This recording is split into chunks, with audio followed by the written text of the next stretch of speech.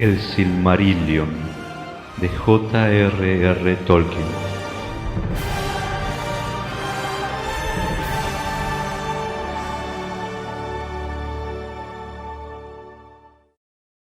Cuenta Silmarillion, la historia de los Silmarils. Capítulo 10. De los Sindar. Ahora bien, como ya se dijo, el poder de Elwë y Melian aumentó en la Tierra Media, y todos los elfos de Beleriand, desde los marineros de Círdan hasta los cazadores errantes de las montañas azules más allá del río Gelion, reconocían a Elwë como señor. Elu Thingol, rey manto gris, era llamado en la lengua de su pueblo. A los elfos grises de Beleriand, iluminada por las estrellas, se los llamaba también los Sindar, y aunque eran Moriquendi, bajo la égida de Thingol y por mediación de las enseñanzas de Melian, se convirtieron en los más hermosos, los más sabios y los más hábiles de todos los elfos de la Tierra Media. Y al cabo de la primera edad del encadenamiento de Melkor, cuando en toda la tierra había paz y la gloria de Valinor había alcanzado su cenit, vino al mundo Lúthien, la única hija de Thingol y Melian. Aunque casi toda la Tierra Media estaba sumida en el sueño de Yavanna, en Beleriand, bajo el poder de Melian, había vida y alegría, y las estrellas brillantes resplandecían como fuegos de plata. Y allí, en el bosque de Neldoret, nació Lúthien, y las blancas flores de Ninfredil se adelantaron para saludarla como estrellas de la tierra. Sucedió durante la segunda edad del cautiverio de Melkor que los enanos llegaron por sobre las montañas azules a Ered Luin en Beleriand. Asimismo se llamaban Khazad, pero los Sindar los llamaban los Naugrim, el pueblo menguado, y Gonherim, maestros de la piedra. Lejos, hacia el este, estaban las más antiguas viviendas de los Naugrim, pero habían excavado para ellos grandes estancias y mansiones, de acuerdo con el estilo de los enanos, en las laderas orientales de Ered Luin, y a esas ciudades las llamaban Gabilgathol y Tumunzahar. Al norte de la gran altura del monte Dolmed se levantaba Gabilgathol, que los elfos traducían por Belegost, vale decir Grande Burgo, y al sur había sido excavada Tumunzahar, llamada por los elfos Nogrod, morada hueca. La mayor de las mansiones de los enanos era Khazad Dûm, la caverna de los enanos, Hadhodrond en lengua élfica, que luego, en los días de oscuridad, se llamó Moria, pero se encontraba lejos en las montañas nubladas, más allá de las vastas leguas de Eriador, y a los elfos les llegó sólo como un nombre y un rumor de las palabras de los enanos de las montañas azules. Desde Nogrod y Belegost, los Naugrim llegaron a Beleriand, y los elfos se llenaron de asombro, porque se creían las únicas criaturas vivientes de la Tierra Media que hablaban con palabras o trabajaban con las manos, y pensaban que todas las demás no eran sino pájaros y bestias. Pero no alcanzaban a entender una palabra de la lengua de los Naugrim, que les sonaba engorrosa y desagradable, y pocos eran los Eldar que lograron dominarla. Pero los enanos aprendían deprisa,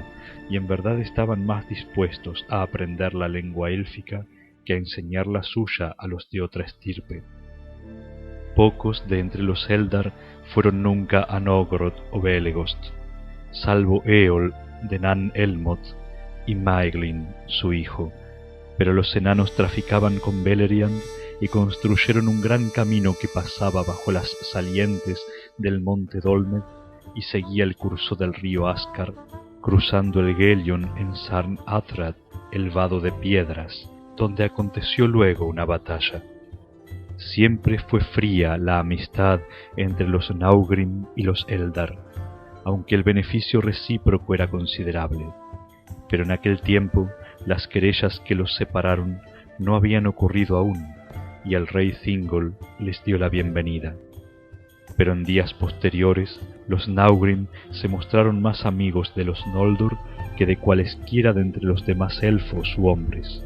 a causa del amor y la reverencia que sentían por Aule, y estimaban las gemas de los Noldor por sobre toda otra riqueza. Ya en la oscuridad de Arda habían llevado a cabo los enanos grandes obras, porque aun en los primeros días de los padres habían tenido una maravillosa habilidad con los metales y las piedras, pero en aquellos tiempos antiguos preferían trabajar el hierro y el cobre antes que la plata y el oro. Ahora bien, Melian tenía mucha capacidad de previsión, como era propio de los Maiar, y cuando hubo transcurrido la segunda edad del cautiverio de Melkor, le comunicó a Thingol que la paz de Arda no duraría para siempre. Pensó él, por lo tanto, cómo se construiría una morada real y un sitio resistente si el mal había de despertar otra vez en la Tierra Media, y buscó la ayuda y el consejo de los enanos de Belegost. Ellos los dieron voluntariamente, pues no estaban fatigados en ese entonces, y se sentían ansiosos por realizar nuevas obras. Y aunque los enanos siempre pedían un precio por todo cuanto hacían, fuera con deleite o con esfuerzo, en esa ocasión se dieron por pagados, porque Melian les enseñó mucho de lo que ellos querían aprender, y Thingol los recompensó con muchas bellas perlas. Estas se las había dado Círdan, pues se recogían en abundancia en los vados de la isla de Valar. Pero los Naugrim nunca habían visto nada semejante y las tuvieron en alta estima.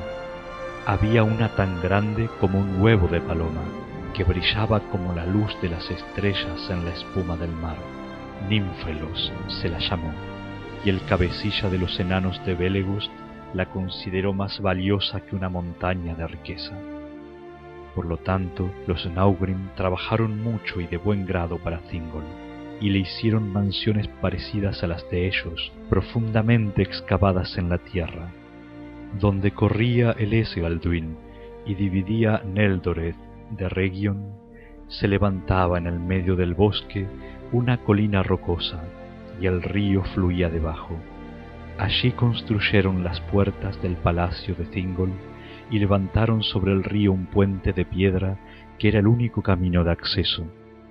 Más allá de las puertas, unos pasajes anchos descendían a estancias y cámaras talladas en la roca viva, tantas y tan grandes que la morada fue llamada Menegroth, las 1000 cavernas. Pero los elfos también ayudaron en los trabajos, y elfos y enanos juntos, cada cual con su propia actividad, llevaron allí a cabo las visiones de Melian, imágenes de la maravilla y la belleza de Valinor más allá del mar. Los pilares de Menegroth habían sido tallados a semejanza de las hayas de Orome, tronco, rama y hoja, y estaban iluminados por linternas de oro. Los ruiseñores cantaban allí como en los jardines de Lorien, y había fuentes de plata y cuencos de mármol, y suelos de piedra de múltiples colores. Figuras talladas de bestias y de pájaros corrían sobre los muros o trepaban por los pilares o atisbaban entre las ramas entrelazadas con muchas flores.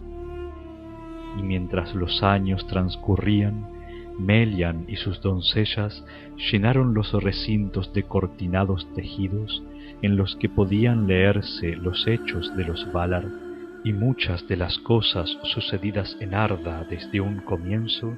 y la sombra de las cosas que todavía habrían de ser. Esa fue la mansión más hermosa que haya tenido rey alguno al este del mar. Y cuando la construcción de Menegroth estuvo acabada y hubo paz en el reino de Thingol y Melian, los Naugrim siguieron viniendo de cuando en cuando desde las montañas y traficaban en el país, pero rara vez iban a las falas, pues detestaban el sonido del mar y temían mirarlo. A Beleriand no llegaban otros rumores o noticias del mundo de fuera. Pero mientras la tercera edad del cautiverio de Melkor se acercaba, los enanos se sintieron perturbados y acudieron al rey Thingol diciendo que los Valar no habían desarraigado por completo el mal del norte, y que ahora el resto, multiplicado en la oscuridad, volvía nuevamente y merodeaba por todas partes. Son bestias salvajes, dijeron, en la tierra del este de las montañas, y vuestros antiguos parientes que habitan allí huyen de las llanuras a las colinas. Y antes de que mucho tiempo transcurriera, las malvadas criaturas llegaron aún a Beleriand por pasajes abiertos en las montañas o desde el sur a través de los bosques oscuros. Eran lobos o criaturas que tenían formas de lobos y otros seres salvajes de la sombra, y entre ellos estaban los orcos, que luego llevaron la ruina a Beleriand. Pero eran todavía pocos y precavidos, y se contentaban con olfatear los caminos de la tierra, esperando a que el Señor regresara. De dónde venían o qué eran, los elfos no lo sabían entonces, y pensaban que quizá eran Avari, que se habían vuelto malvados y salvajes en el descampado, conjetura no demasiado errada, según se dice. Por lo tanto, Thingol pensó en hacerse de armas que antes no había necesitado, y al principio los Naugrim las forjaron para él, porque eran muy hábiles en esas labores, aunque ninguno de ellos sobrepasaba a los artesanos de Nogrod, de quienes Telhar, el herrero, era el de mayor renombre. Raza guerrera desde antaño, los Naugrim luchaban con fiereza contra quien quiera los dañara, servidores de Melkor, Eldar, Avari o bestias salvajes, y también, y no pocas veces, contra los enanos de otras mansiones o señoríos. Los Sindar, por cierto, no tardaron en aprender de ellos el arte de la herrería, pero en el arte de templar el acero, los Naugrim nunca fueron igualados, ni siquiera por los Noldor, y en la fabricación de cotas de malla de anillos eslabonados que los herreros de Belegos hicieron por vez primera, la artesanía de los enanos no tenía rival. En este tiempo, por tanto, los Sindar estaban bien armados y espantaron a todas las criaturas malignas y tuvieron paz otra vez. Pero las armerías de Thingol estaban repletas de hachas, lanzas y espadas, y altos yelmos y largas cotas de malla resplandeciente, porque las cotas de los enanos no se herrumbraban nunca, y siempre brillaban como recién pulidas. Y eso fue bueno para Thingol en el tiempo que estaba por venir. Ahora bien, como ha sido contado, un tal Lengüe de las huestes de Olwe abandonó la marcha de los Eldar en el tiempo en que los Teleri se detuvieron a orillas del río Grande, al borde de las tierras yermas de la Tierra Media. Poco se sabe de los caminos que siguieron los Nandor, a quienes él condujo por el Anduin abajo. Algunos, se dice, habitaron por largo tiempo en los bosques del valle del río Grande, y algunos llegaron por fin a la desembocadura, y allí habitaron junto al mar, y otros, abriéndose camino por Ered Nimrais, las montañas blancas, llegaron de nuevo al norte y penetraron en el páramo de Eriador, entre Ered Luin y las distantes montañas nubladas. Pues bien, este era un pueblo de los bosques, y no tenían armas de acero, y la llegada de las bestias salvajes del norte los llenó de espanto, como lo declararon los Naugrim al rey Thingol en Menegroth. Por tanto, Denethor, el hijo de Lengüe, al tener noticias del poderío y la majestad de Thingol y de la paz que había en ese reino, reunió en una hueste a las gentes dispersas y las condujo por sobre las montañas a Beleriand. Allí Thingol les dio la bienvenida, como a parientes perdidos que regresan después de un largo tiempo, y ellos habitaron en Ossiriand, la tierra de los 7 ríos. De los largos años de paz que siguieron a la llegada de Denethor, poco es lo que se cuenta. En esos días, se dice, Daeron el bardo, maestro de sabiduría en el reino de Thingol, inventó las runas, y los Naugrim, que se acercaron a Thingol, las aprendieron y se alegraron, teniendo el arte de Daeron en más alta estima que los Sindar, el propio pueblo de Thingol. Los Naugrim llevaron las Kirt hacia el este, por sobre las montañas, y así llegaron al conocimiento de muchos pueblos, aunque los Sindar apenas las utilizaron en los registros de las crónicas hasta los días de la guerra, y gran parte de lo que se guardaba en la memoria pereció en las ruinas de Doriath. Pero poco hay que decir de la beatitud y de la vida placentera antes de que concluyan, pues las obras bellas y maravillosas, mientras duran todavía y es posible contemplarlas, son su propio testimonio, y sólo cuando están en peligro o se quebrantan para siempre, pasan a las canciones. En Beleriand, en aquellos días, los elfos andaban y los ríos fluían, y las estrellas brillaban, y las flores nocturnas esparcían una dulce fragancia, y la belleza de Melian era como el mediodía, y la belleza de Lúthien era como el alba en primavera. En Beleriand, el rey Thingol en su trono era como los señores de los Maiar, cuyo poder está en reposo, cuya alegría es como un aire que respira cada día, cuyo pensamiento fluye en una onda imperturbable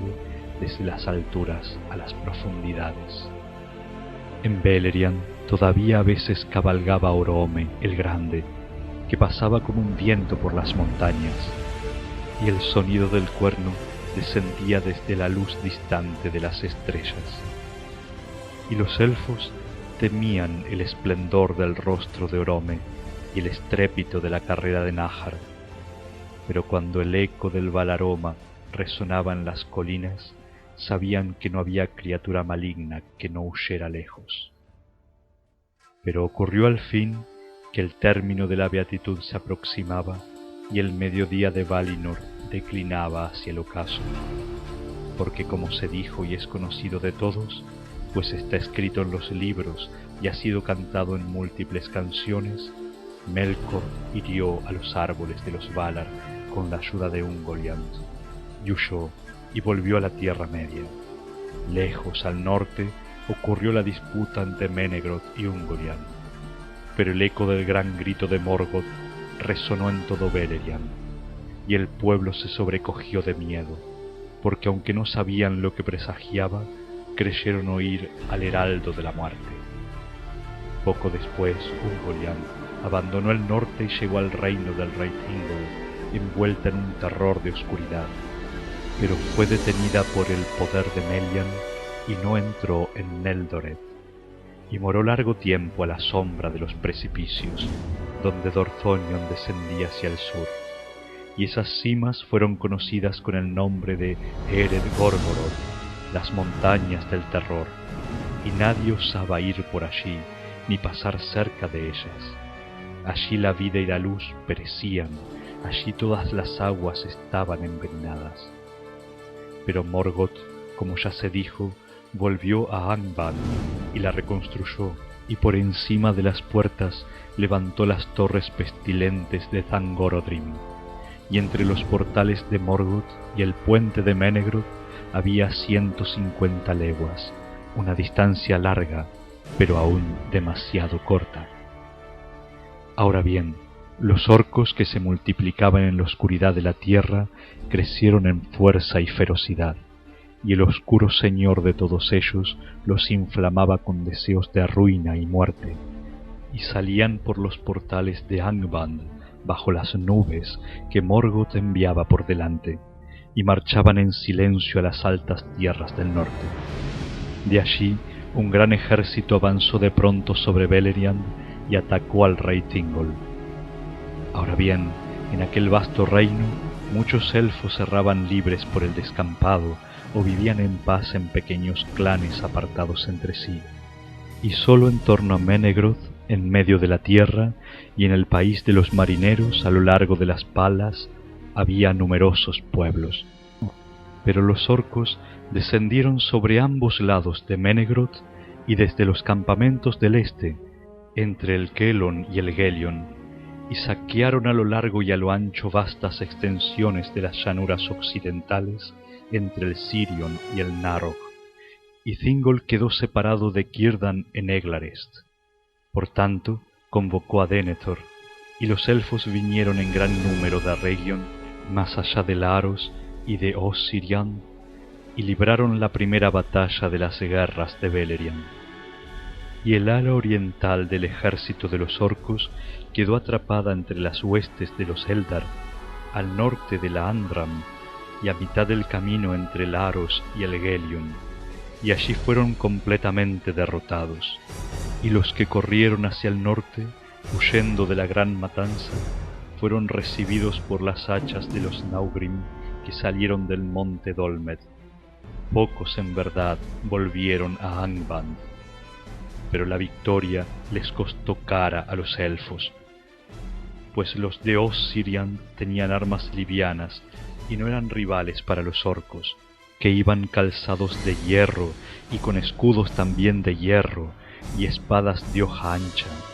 Y Denethor quedó aislado y rodeado en la colina de Amon Erebu. Allí cayó él junto a los suyos, antes de que el ejército de Thingol pudiera acudir a ayudarlo, aunque fue duramente vengado cuando Thingol llegó a la retaguardia de los orcos y sembró el campo de pilas de cadáveres. El pueblo de Denethor lo lloró siempre y no volvió a tener rey. Después de la batalla, algunos regresaron a Osirian, y las nuevas que allí llevaron llenaron de temor al resto del pueblo, de modo que ya no guerrearon abiertamente,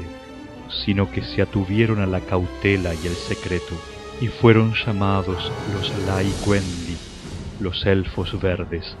pues llevaban vestiduras del color de las hojas. Pero muchos se encaminaron al norte y entraron en el reino guardado de Thingol, donde se mezclaron con el pueblo. Y cuando Thingol volvió a Menegroth, se enteró de que el ejército de los orcos había ganado la batalla del oeste y que había empujado a Círdan hasta el borde del mar.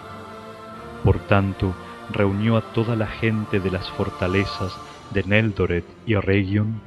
y Melian desplegó su poder y cercó todo aquel dominio con un muro invisible de sombra y desconcierto, la cintura de Melian, que nadie en adelante pudo atravesar contra la voluntad de Melian o la voluntad del rey Thingol, a no ser que tuviera un poder más grande que el de Melian, la Maya. Y esta tierra interior, que durante mucho tiempo se llamó Eglador, recibió después el nombre de Doriath, el reino guardado, la tierra de la cintura. Dentro de ella había una paz vigilante, pero fuera de allí había peligro y mucho miedo, y los sirvientes de Morgoth merodeaban a su antojo, salvo en los puertos amurallados de las Falas. Pero acechaban nuevas noticias que nadie en la Tierra Media había previsto, ni Morgoth en los abismos, ni Melian en Menegroth, pues ninguna nueva llegaba de Aman, ni por medio de un mensajero, ni por medio de un espíritu, ni por una visión en un sueño desde la muerte de los árboles. En ese mismo tiempo, Fëanor vino por el mar en las naves blancas de los Teleri y desembarcó en el estuario de Drengist, y allí, en Losgard, quemó las naves.